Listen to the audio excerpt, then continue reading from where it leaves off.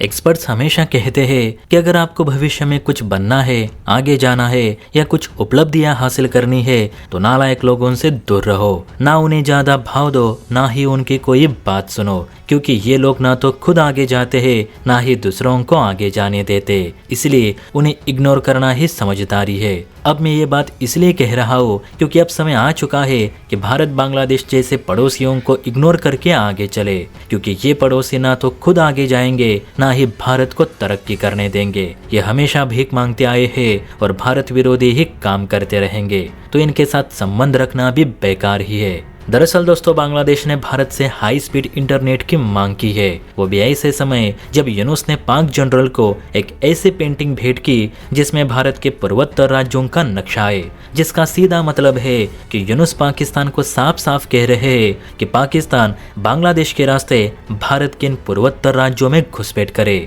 चीन को लेकर भी यूनुस ने यही किया। जब ये बुड्ढा चीनी दौरे पर था तो उस वक्त भी यूनुस ने चाइना को भारत के इन पूर्वोत्तर राज्यों में निवेश करने का निमंत्रण दिया था।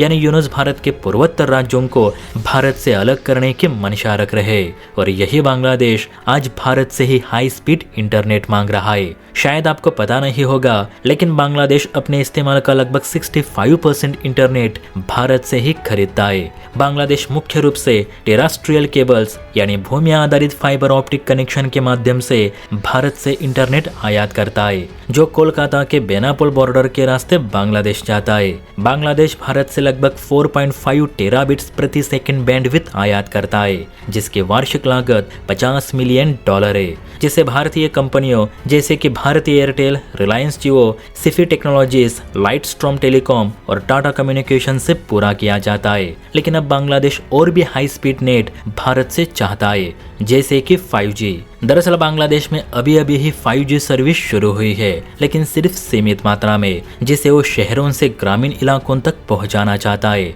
जहां भारत समेत दुनिया के बाकी देश 6G को लाने के रेस में लगे हैं, वहीं बांग्लादेश के लोग मुश्किल से 5G इस्तेमाल कर रहे हैं, और यही कारण है कि अब बांग्लादेश भारत से बड़ी मात्रा में 5G सर्विस चाहता है, ताकि बांग्लादेश भी हाई स्पीड इंटरनेट यूजर देशों में शामिल हो। लेकिन बहुत से अधिकारियों और लोगों का कहना है कि भारत ने बांग्लादेश को 5G सर्विस नहीं देनी चाहिए, क्योंकि मोहम्मद यूनुस यही 5G इंटरनेट भारत के खिलाफ भी इस्तेमाल करने से बाज नहीं आएंगे। पिछली बार भी जब भारत की ओर से बांग्लादेश में मौजूद हिंदू मंदिरों की मरम्मत के लिए करोड़ों रुपए दिए गए थे, तो उन मंदिरों का रिनोवेशन रह गया बाजू में, उल्टा उन मंदिरों की ही तोड़फोड़ कर दी गई। आज भी बांग्लादेश में भारतीय लोगों को एक अपराधी के तौर पर देखा जाता है, वही चीन पाकिस्तान के लोगों को बांग्लादेश VIP ट्रीटमेंट देता है। तो मेरे हिसाब से मोहम्मद यूनुस 5G इंटरनेट भी चीन पाकिस्तान से ही मांगे। आप बताइए, क्या इस बुड्ढे को हमें हाई स्पीड इंटरनेट देना चाहिए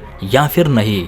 आपको क्या लगता है? नीचे कमेंट करके जरूर बताइए। और हाँ, वीडियो अच्छी लगी हो तो बेल आइकन प्रेस करके चैनल को लाइक एंड सब्सक्राइब जरूर करें। जय हिंद।